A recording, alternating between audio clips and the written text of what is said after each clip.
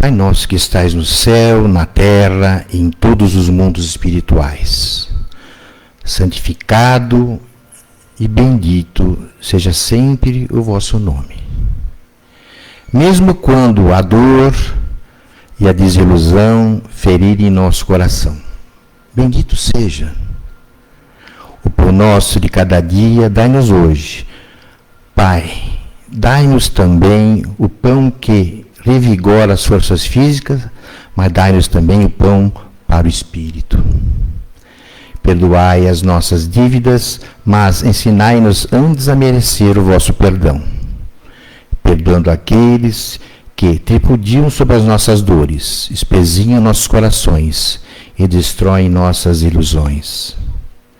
Que possamos perdoá-los não com os lábios, e sim com o coração.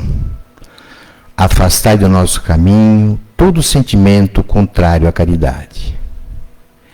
Que este Pai Nosso seja dadivoso para todos aqueles que sofrem como espíritos encarnados ou desencarnados. Que uma partícula deste Pai Nosso vá até os cárceres, onde alguns sofrem merecidamente, mas outros pelo erro judiciário. Que vá até os hospícios, iluminando os cérebros conturbados. Que vá aos hospitais, onde os muitos choram e sofrem sem o consolo da palavra amiga.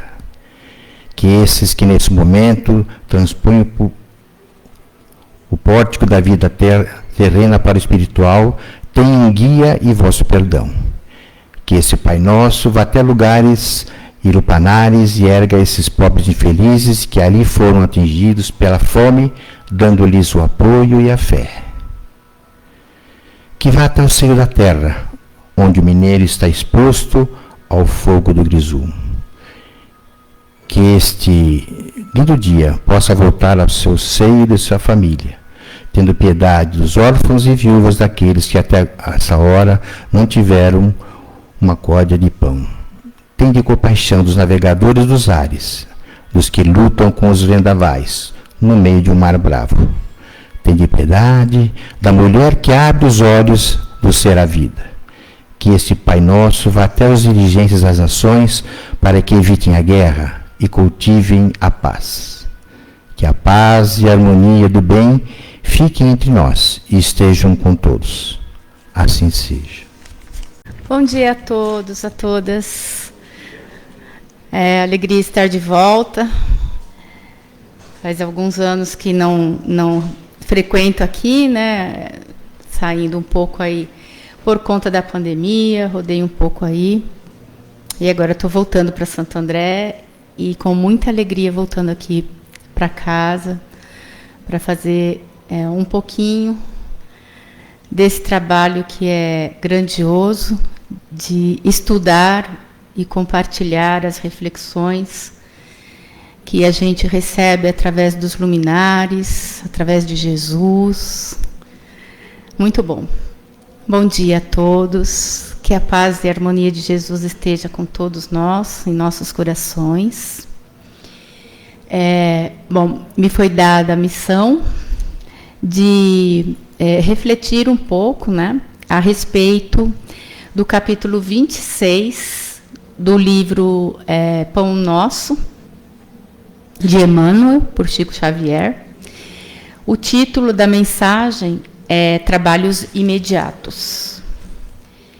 Eu vou pedir que o custódio me empreste o livro, porque eu não posso abrir aqui a mensagem. Eu gostaria de ler a mensagem para a gente explorar juntos cada uma dos parágrafos, que são bem importantes. Trabalhos imediatos. Apacentai o rebanho de Deus que está entre vós, tendo cuidado dele, não por força, mas espontaneamente, segundo a vontade de Deus, e nem por torpe ganância, mas de ânimo pronto. Esta mensagem foi extraída da Bíblia, né, do Evangelho, das cartas de Pedro, está em 1 Pedro, capítulo 2, capítulo 5, versículo 2. E aí nos explica Emmanuel, discorrendo acerca desse trecho desta mensagem. Naturalmente, na pauta das possibilidades justas, ninguém deverá negar amparo ou assistência aos companheiros que acenam de longe com solicitações razoáveis. Entretanto, constitui-nos obrigação atender ao ensinamento de Pedro quanto aos nossos trabalhos imediatos. Há criaturas que se entregam gostosamente à volúpia da inquietação por acontecimentos nefastos, planejados pela mente enfermiça dos outros e que provavelmente nunca sobrevirão. Perdem longo tempo receitando fórmulas de ação ou desferindo lamentos inúteis. A lavoura alheia e as ocorrências futuras, para serem examinadas, exigem sempre grandes qualidades de ponderação. Além do mais, é imprescindível reconhecer que o problema difícil ao nosso lado ou à distância de nós tem a finalidade de enriquecer-nos a experiência própria, habilitando-nos à solução dos mais intrincados enigmas do caminho. Eis a razão pela qual a nota de Simão Pedro é profunda e oportuna para todos os tempos e situações. Atendamos aos imperativos do serviço divino que se localiza em nossa paisagem individual, não através de constrangimento, mas pela boa vontade espontânea, fugindo cada vez mais aos nossos interesses particularistas e de ânimo firme e pronto para servir ao bem, tanto quanto nos seja possível. Às vezes, é razoável preocupar-se o homem com a situação mundial, com a regeneração das coletividades, com as posições e responsabilidades dos outros. Mas não é justo esquecermos-nos daquele rebanho de Deus que está entre nós. Bom, para a gente fazer aqui uma reflexão acerca disso, eu dividi um pouco assim a nossa conversa. A partir da leitura, a gente fazer assim uma pequena reflexão direta na mensagem de Emmanuel, e aí a gente vai levar um pouco aí para entender o que ele quis dizer com o rebanho e apacentar este rebanho, né? Nos detalhes. Quando a gente busca esse trecho da carta de Paulo no Evangelho, diretamente lá no Evangelho, a gente vê que, na verdade, Paulo ele está escrevendo para os presbíteros. Os presbíteros, naquela época, os anciãos responsáveis pelas comunidades menores. E o que ele colocava ali era para que esses presbíteros olhassem para o rebanho que está sob os cuidados dele. E a gente vai lendo ali a carta e a gente entende que eles estão falando assim praticamente da família, porque as comunidades, né, as famílias iam, os filhos iam casando, mas iam ficando tudo ali junto. Então a comunidade era a família. Tanto que na sequência dessa recomendação, Pedro recomenda para os jovens: jovens, respeitem e sigam o que os anciãos estão falando. Então era uma orientação de como aquelas comunidades cristãs deveriam se relacionar nesse processo de evolução. Então, assim, não adianta ficar preocupado com o que Paulo está fazendo lá em Antioquia, em Filipe. Não, se preocupa com o seu, se preocupa com o que está próximo. E aí a gente remete àquela reflexão de, olha, amar o próximo é amar o próximo mais próximo. Então, começa aí, né? A pequena comunidade, a célula social menor que Deus nos legou, a família, né?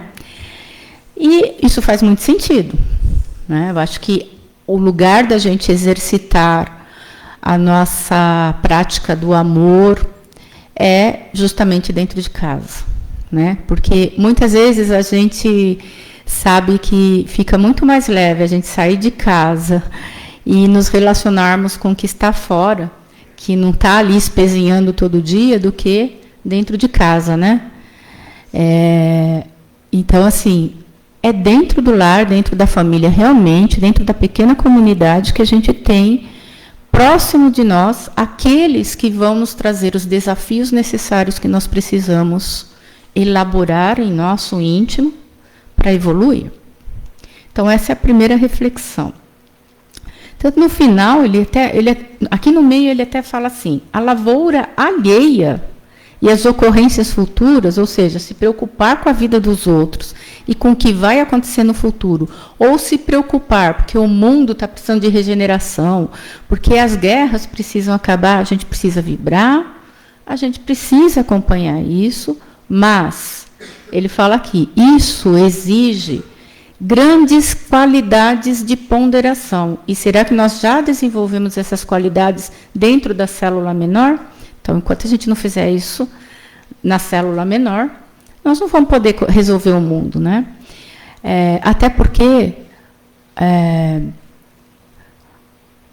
o processo de evolução, o movimento de reajuste do planeta está sob o governo de Jesus. Ele é o governador do nosso planeta. E tudo que está acontecendo, ele está vendo.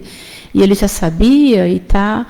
Se nós não temos o olhar que Jesus tem de todo esse processo que está acontecendo no nosso planeta, para a gente sair julgando, questionando, ou ficando com medo, ou nos desesperando, ou trazendo essa preocupação para dentro do nosso lar, para dentro do nosso coração, porque isso atrasa o nosso processo. E cada um de nós é responsável pela sua evolução. O que está acontecendo lá é lamentável, é triste, é doloroso e, às vezes, até realmente nos causa uma perturbação, né? A gente se desequilibra, mas é o que eles precisam. E Jesus sabe disso. É aqueles que causam a conturbação serão cobrados, e aqueles que estão sofrendo pela conturbação provavelmente estão tendo a última oportunidade de resgatar aquilo que eles trazem do passado e que necessitou desse resgate doloroso. Então, por mais que nos seja perturbador, doloroso, está no controle de Jesus. Então, a gente tem que cuidar do nosso e não deixar essa dor entrar na nossa casa e agradecer porque ela não está na nossa casa. Né? Então, olhando assim, do prisma do que está do Evangelho, que Emmanuel trouxe para cá, é essa visão primeira que a gente tira da mensagem.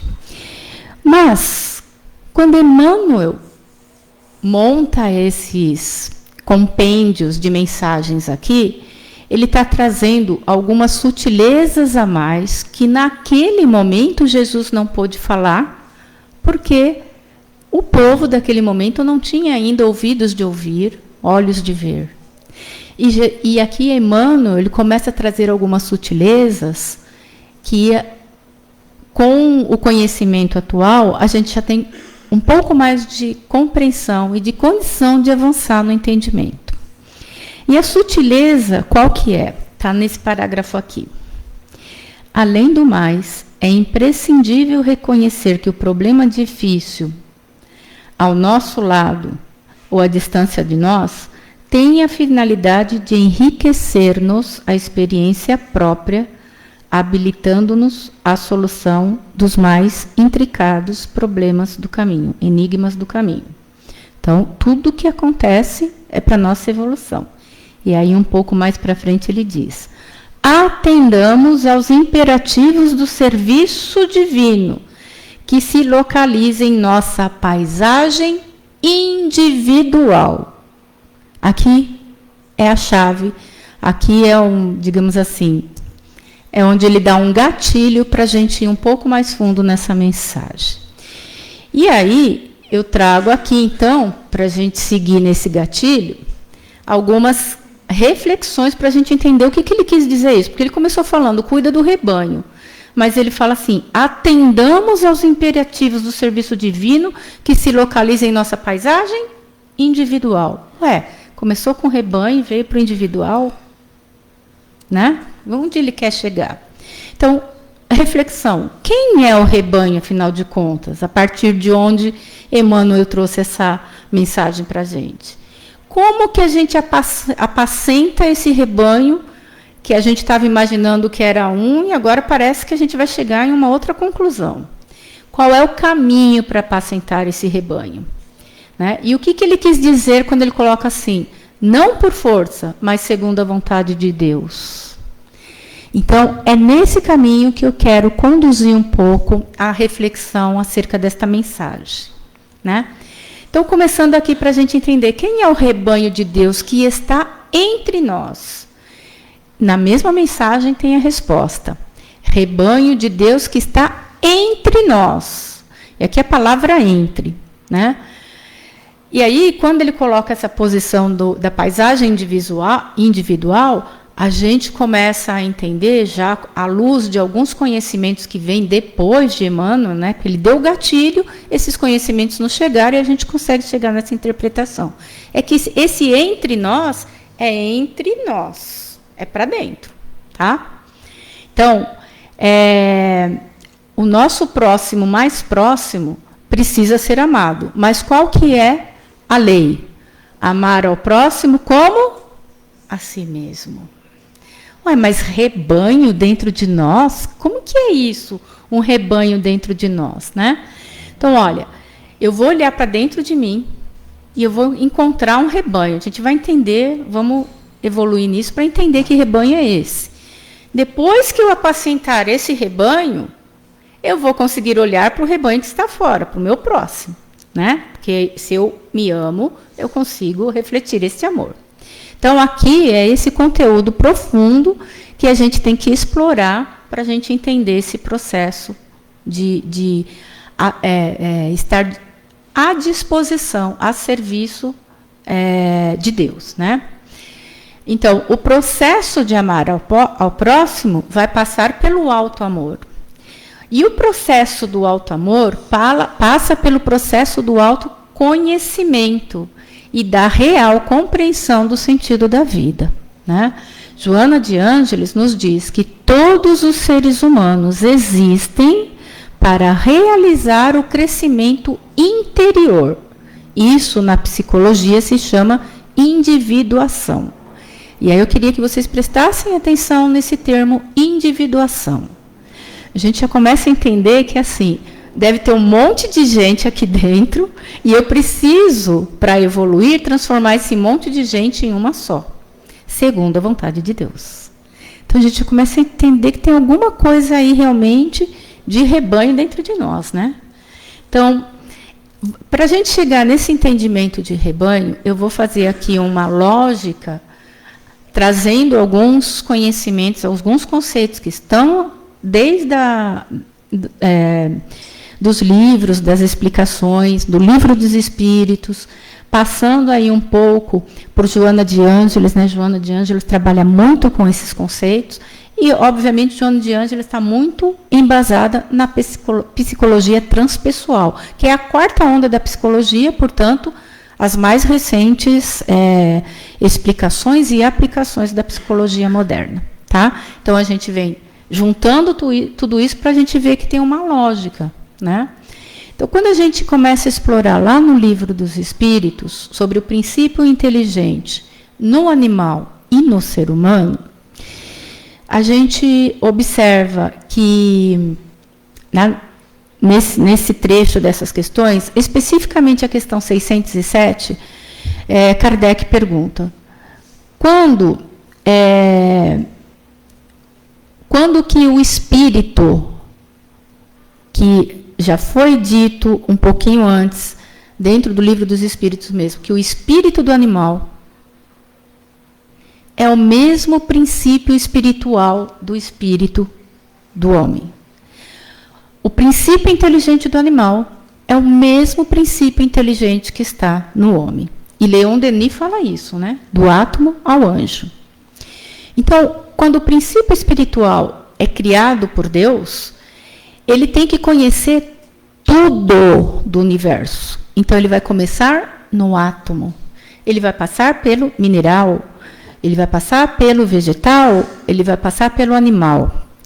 E aí a questão 607 diz, quando ele passou por essas fases, na hora dele passar para a fase hominal, existe uma transformação nesse espírito, nesse princípio espiritual, nesse princípio inteligente.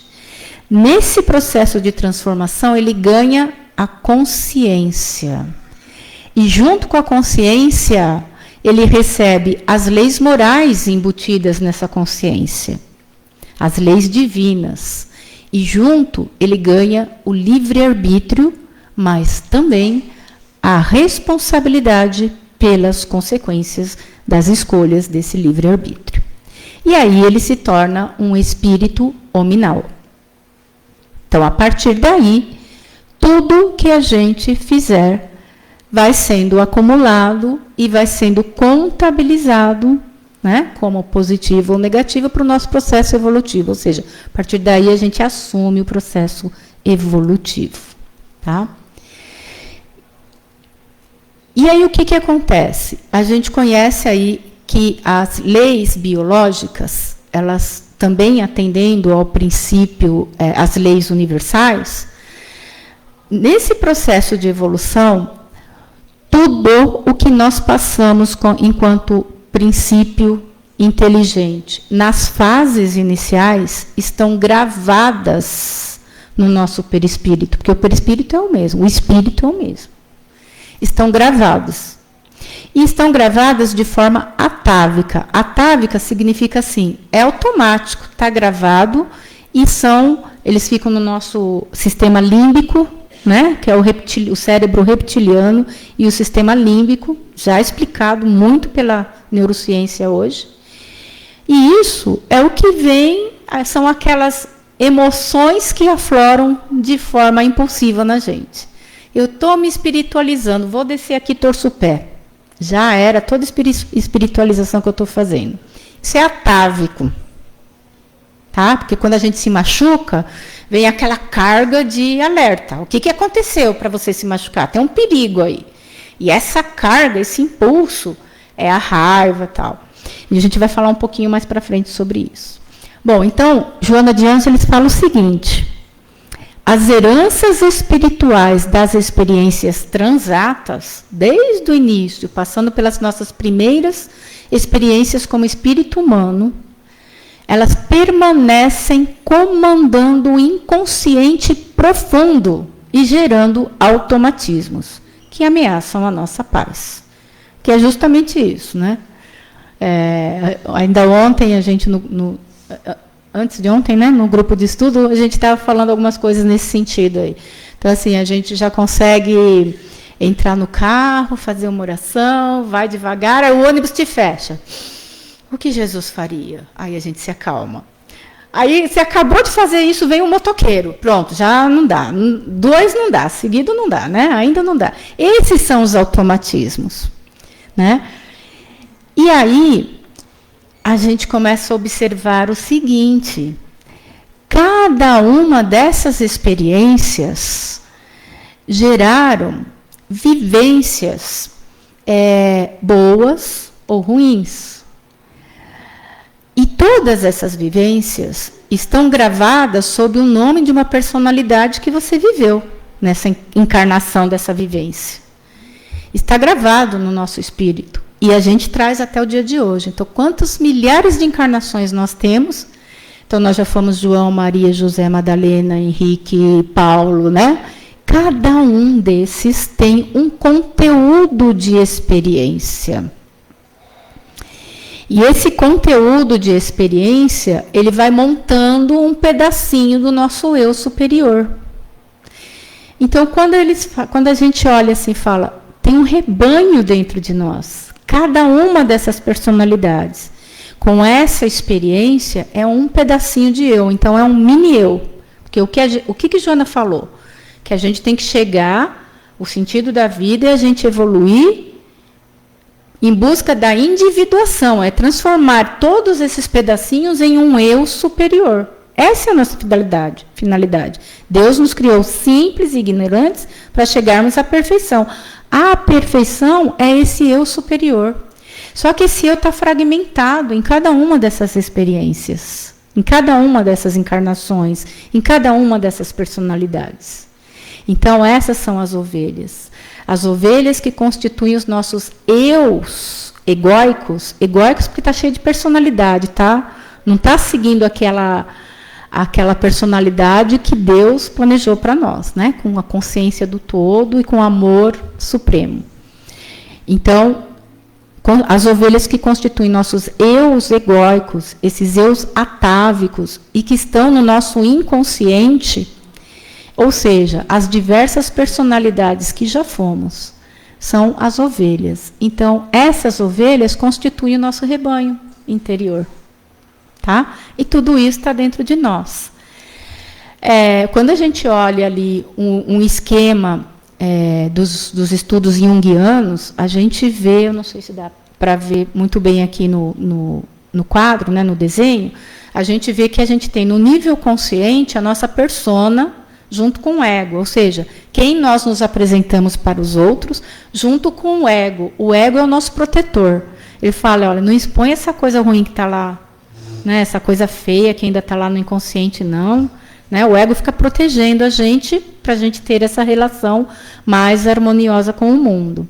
Aí tem a faixa do inconsciente pessoal. O inconsciente pessoal é onde a gente acumula as memórias da presente encarnação. Lá para baixo tem um inconsciente coletivo. E esse coletivo é o que vem trazendo a soma de todos os conhecimentos de toda essa coletividade de personalidades que nós já fomos, por isso inconsciente coletivo. Por isso que a gente já nasce assim, algumas coisas são intuitivas para a gente aprender, é quase como se a gente lembra, não está aprendendo, né? Então, isso tudo é o nosso mundo espiritual. E qual que é o objetivo? É transformar tudo isso em uma coisa só, chamada de self, ou eu superior. Ou seja, a individuação. Eu vou me tornar um com quem? Com Deus, com o self, com a centelha divina. Esse é o nosso objetivo de vida. Então, o nosso rebanho individual, que Emmanuel colocou aqui, somos nós mesmos. E toda essa coletividade de conhecimentos. Bom, na questão 621, Kardec pergunta, onde está escrita a lei de Deus? Porque assim, não tem alguém toda hora falando, ó, isso é lei de Deus, isso não é lei de Deus. Isso é lei de Deus, isso não é lei de Deus. A gente vai meio que, né, tentando acertar. E aí, a resposta dos espíritos, na consciência. Mas a consciência primordial que nós ganhamos quando saímos lá da fase animal para a fase hominal. Aquela consciência, vamos dizer assim, o software, né, o sistema operacional que vem já gravado em nós e que vai nortear. A gente começa a perceber assim, opa, eu saí fora, aconteceu isso, então fazer isso aqui não é muito bom. Ó, esse aqui eu fiz, foi legal. Então, isso vai norteando. É dessa forma que a lei divina está gravada dentro de nós, né? Na nossa consciência. E aí, só que aí a gente começa a ver o seguinte, como a gente viu no quadro anterior. Poxa, nosso mundo interior, psíquico, mental, ele não tem só essa consciência operacional. Essa consciência operacional é que está lá dentro do self. O meu objetivo é chegar lá. É ficar alinhado com o que está lá. Mas eu tenho que passar por todos esses processos, pelo ego, pela personalidade, corrigir o que eu tenho aqui de traumas, né, ou de maus comportamentos referente à presente encarnação, que é a consciência pessoal, e ainda dar conta de tudo que eu carrego de lá de trás, para arrumar isso, né? Então, assim, como é que forma essa consciência? É a junção de tudo isso, né? Sendo que no centro está a consciência divina. Então, na consciência está escrito desde sempre as leis morais, lá no self. Elas são reveladas através dos tempos, são invioláveis, são imutáveis e constituem o roteiro de felicidade pelo rumo evolutivo. Então, enquanto a gente está evoluindo nessas diversas personalidades que estão se acumulando no inconsciente, elas vão sendo reveladas. Olha, numa encarnação, você aprendeu que não é bom ser raivoso. Então, foi revelado para você a paciência. Na outra encarnação, você veio para aprender a ser empático. Foi revelada a empatia para você. Por quê? Dentro da sua vivência daquela encarnação, você tinha esse tipo de desafio. Então, é muito legal a gente ter essa noção, essa consciência disso, para a gente ver qual é o maior desafio que você tem hoje. Então, presta atenção que esse desafio tem uma contrapartida da lei moral que está sendo revelado para você nessa encarnação. Porque as leis morais que estão no nosso self são reveladas paulatinamente no rumo evolutivo, de acordo com os desafios que a gente tem em cada um desses momentos. Bom, no Livro dos Espíritos, Kardec pergunta: os espíritos têm as funções que eles desempenham na ordem das coisas. Essas funções são permanentes para cada um e pertencem às atribuições de certas classes? Ou seja, um espírito que nasce com a atribuição de ser médico, outro que nasce com a atribuição de ser um Gandhi da vida. É por causa da escala evolutiva que ele já está, ou ele vai seguir só nesse rumo? Resposta dos espíritos: todos devem percorrer os diferentes graus da escala para se aperfeiçoarem. Ou seja, para a gente chegar no self, no eu superior, nessa perfeição, a gente vai ter que conhecer tudo do universo. Então, a gente vai passar por todas as experiências. Mais rápido ou mais devagar, conforme o nosso livre-arbítrio, né, a nossa vontade de servir a Deus. Por isso, a boa vontade em servir a Deus, seguir a vontade dele, né? Bom, e aí vem assim.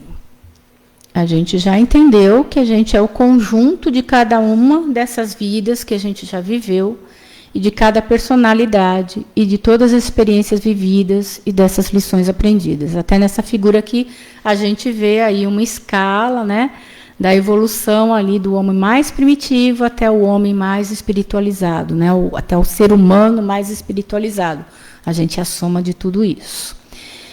E a consciência, que é bom a gente ter aqui essa colocação, está mostrando o seguinte: tudo o que nós sabemos hoje sobre nós corresponde, no máximo, a 10% do que realmente nós somos. Isso é o que está aqui na faixa da consciência. Tá? Então, se alguém pergunta para você, descreva a sua personalidade, você vai conseguir descrever 10% no máximo. Na verdade, Jung fala em 7%. Esse slide está um pouco mais bacaninha aqui, mais bonzinho com a gente. Então, o resto está lá para baixo. E se a gente não entrar no processo de autoconhecimento, foi isso que Joana de Ângeles quis dizer, se nós não entrarmos no processo de autoconhecimento, nós não vamos impedir que isso que está escondido comande a nossa vida. Nos deixe ansiosos, emotivamente raivosos, amargurados, ressentidos, e tudo isso se refletindo aonde? Nas nossas relações e no nosso corpo físico. No nosso corpo físico em forma de doença. Por que essas doenças? Para te dar um chacoalhão, para dar um chacoalhão na gente. Acorda! Você está com o fígado ruim? Tem raiva escondida aí. Dá uma olhadinha lá. Está com um problema de pâncreas? Tem amargura aí. Dá uma olhadinha lá. Entende? Sabe? Aquela relação que não vai para frente. Aquela coisa que a gente não aguenta o chefe. Né? A gente está estudando um livro lá do Sebastião Camargo, né, que é a entrevista da América, né, a autora América com Ramatiz. E o Ramatiz, ele fala assim, Eu achei fantástico, porque eu vinha num processo ultimamente que eu estava precisando ouvir isso. Enquanto você não conseguir lidar com o mundo exterior, significa que o seu mundo interior está desajustado. O chefe está te incomodando? Por que você está tão desequilibrado que esse chefe desajustado desequilibra você? Quem está desequilibrado é ele ou é você? Você está desequilibrado junto com ele. Né? Então, eu tenho que pegar o ônibus cheio, eu tenho que enfrentar o trânsito. Se é isso que está te desafiando, lembra que a gente falou? É porque é aí que mora o gatilho para que aquela lei moral nova se revele para você superar a dor do trânsito, a dor do ônibus lotado, a dor do chefe. É nesse gatilho que a gente tem que olhar. Olha, está desafiante. Vou olhar para dentro.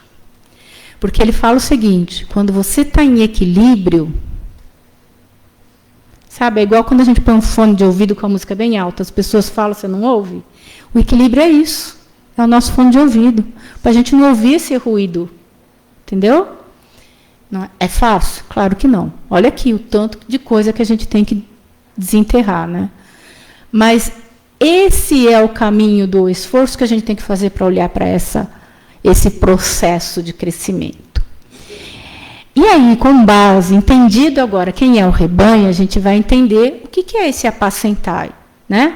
É justamente isso, fazer esse processo da individuação, ou seja, do autoconhecimento, fazer com que o inconsciente aflore, e vai aflorar com dor, gente, porque se ele está escondido é porque dói. Ele vai aflorar com dor. Mas se eu não olhar para essa dor e ressignificar ela e acolher ela como a dor que me trouxe aqui, né, com gratidão, eu não vou conseguir ir para frente, eu vou ficar estacionado aqui. Eu vou continuar mantendo isso enterrado lá e deixar que isso controle minha vida. Então, por exemplo, quando a gente olha para uma dor, a gente olha para essa emoção, para isso que doeu, um trauma, pode ser um trauma do inconsciente pessoal, uma coisa mais do inconsciente coletivo, não importa. Quando a gente olha para isso, a gente fala, poxa vida, eu estou aqui traumatizado porque... Constelação fala muito isso, né? O Freud também falava, a minha mãe me abandonou, a minha mãe não foi a mãe que eu queria, o meu pai não foi o pai que eu queria, né? O meu irmão nem liga para mim, eu sou uma vítima da sociedade, eu nasci em condições não muito favoráveis. Enquanto a gente ficar nesse vitimismo e não entender que tudo isso é necessário, porque são esses desafios que exploram a nossa consciência divina, para ela ser revelada, enquanto eu não entender, por exemplo, que a raiva que me faz explodir e perder o controle com as pessoas, é a raiva que garantiu a nossa sobrevivência nos primórdios das nossas encarnações, porque a raiva é uma emoção. Vocês sabem que emoção é diferente de sentimento, né? A emoção, ela é biológica. A emoção, o que é? Você, imagina você lá encarnado, né, a gente na época das cavernas, e a função principal era garantir a vida. Então, a gente tinha que sair para caçar, ou para fazer coleta, né, ou para se deslocar de uma caverna para outra. E, no meio do caminho, um monte de predadores. Ou outros grupos humanos tão primitivos e necessários dos recursos quanto a gente que vai lutar. Então, o que vem? Pá! A emoção do alerta. O alerta. Essa emoção do alerta, ela dispara cortisol, adrenalina, ela trava o nível da consciência, ela trava o nível do raciocínio, você para de pensar. O sangue é totalmente bombeado para os músculos, não tem sangue para funções digestivas, não tem sangue para funções cognitivas, é o mínimo necessário para manter o órgão ativo, vivo. mas não para realizar suas funções. Vai tudo para as funções de lutar ou fugir. Essa emoção, esse alerta, ele dura 90 segundos. Todas as emoções, nojo, raiva, antipatia, alegria, tristeza, pá, aquilo, né? Então, a alegria, por exemplo, vai te dar hormônios de né? Mas é 90 segundos. Já ouviram falar? Nunca tome decisão na raiva ou na alegria. São 90 segundos.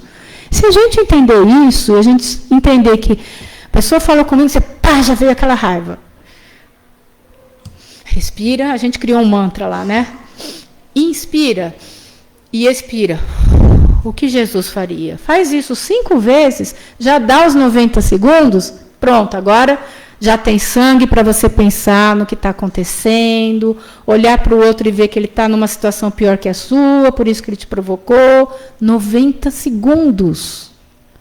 O que são 90 segundos para a gente assumir o controle das nossas emoções e dos nossos sentimentos. As emoções são responsáveis pela gravação da memória dentro do nosso cérebro, primeiramente, e no nosso perispírito. Então, se você grava uma memória carregada de emoção ruim, ela vai ficar, ela está lá no inconsciente, e ela vai ficar aflorando como ruim. O que eu tenho que fazer? Puxa ela lá de dentro, olha e fala, obrigado. Você foi necessário um dia, mas agora eu assumo o controle. Acabou. É fácil? Não, porque para fazer isso, primeiro, eu vou ter que buscar ela. Achando ela, eu vou ter que olhar para ela e muitas vezes vai doer. Mas aí você agradece e segue para frente, porque isso já passou, né? Então, apacentar o rebanho é realizar essa individuação, é realizar esse autoconhecimento, fazer isso vir para o self, para esse ser divino. E a Joana diz que é necessário realizar uma catarse para liberar ou libertar a carga afligente. Até a figura que tem aqui, né, assim, você pode fazer isso meditando, sozinho, lindo, maravilhoso, ou muitas vezes a gente precisa de uma ajuda terapêutica, de uma ajuda profissional, de um estudo mais aprofundado, de uma disciplina maior, né? Então, a catarse é esse olhar para a dor. E aí ela vai doer, aí eu vou trabalhar isso. Não é de um dia para o outro. E ninguém tem que se culpar, e está tudo bem, é para isso que a gente está aqui, né? E ainda Pedro fala, não façam isso por força. Não espera a dor, não espera chegar no fundo do poço. Nós acabamos de sair de Setembro Amarelo, que a gente estava aí com a campanha para o olhar, para o suicídio, muita gente se suicidando. Mas vamos esperar chegar no fundo do poço? Não, vamos nos dispor a fazer esse movimento dessa busca, né? Porque essa é a vontade de Deus. E se é a vontade de Deus, Ele vai ajudar a gente a ter força para realizar esse processo, que é, sim, um processo doloroso. Né? Por quê? Porque na medida em que eu faço isso, vou olhar para mim, vou enfrentar esse processo, eu já estou me amando, porque eu estou passando a roupa. Né? Então, eu já estou me amando. Então, é realizar esse processo de autoconhecimento e essa busca do eu superior, de integrar com a consciência divina, através da individuação do ser, pela boa vontade, aplicando o nosso livre-arbítrio e escolhendo o caminho fácil. Porque a gente fala, vai doer? Vai, mas esse é o caminho fácil, porque você não chegou no fundo do poço, então você ainda tem força para olhar para essa dor e ressignificar ela. Dura quando você chega no fim do poço, que primeiro você vai ter que sair do fim do poço. Então, não podemos deixar isso acontecer. Nem por vergonha, nem por nos sentirmos culpados, nem por arrependimento. Tudo faz parte do processo. Cada um desses sentimentos são gatilhos para explorar a lei divina que a gente vai resgatar para o nosso consciente.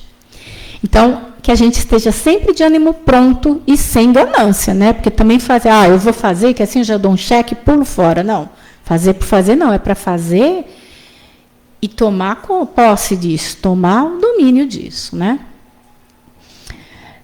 aqui que a gente comentou, né, sobre o livro de Ramatiz que a gente está estudando, ele fala assim: a boa nova somente é realmente proveitosa para o espírito que, a intervalos regulares, para tudo, para a sua atividade externa e procura, no silêncio da prece e da meditação, ouvir o eco das palavras do Mestre no seu mundo interior e se confrontar com o seu modo particular de vida.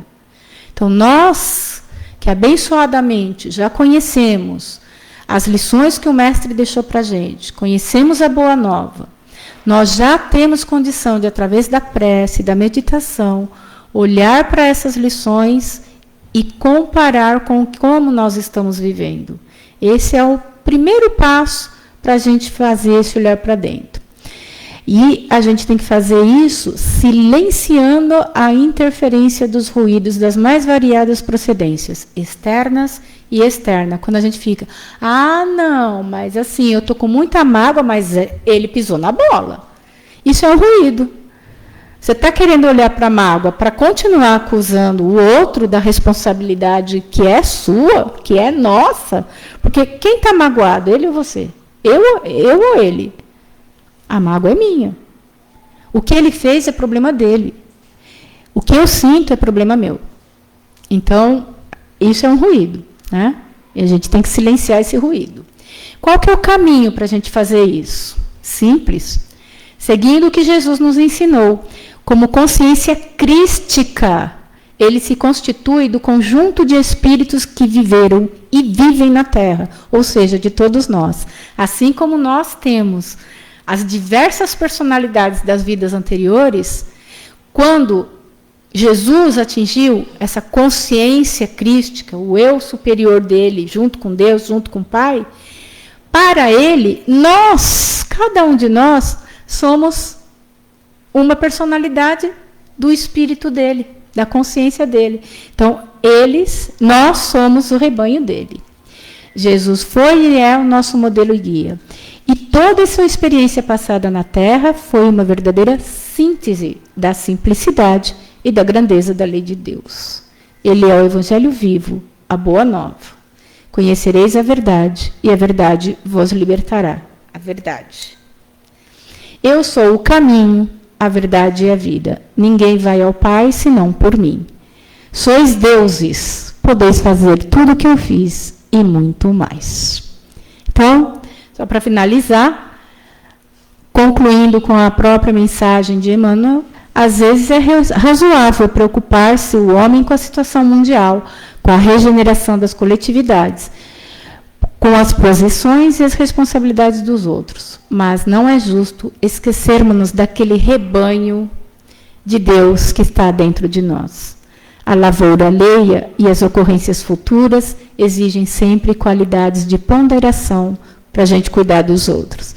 Então, trabalho imediato é conosco mesmo, apacentando as nossas ovelhas, para que a gente possa ser uma ovelha, né, pastoreada por Jesus, nosso guia maior. Que a paz de Jesus seja convosco e que nós possamos seguir com esse propósito, com esse conhecimento, para nos tornarmos ovelhas cada vez melhores no rebanho do Cristo. Muito obrigada.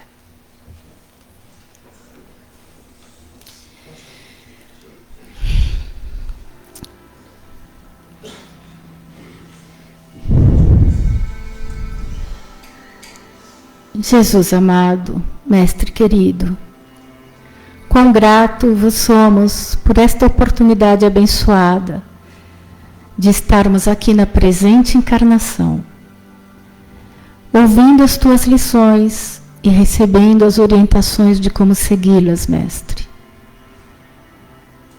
Sabemos que temos esse rebanho imenso a ser apacentado dentro dos nossos corações.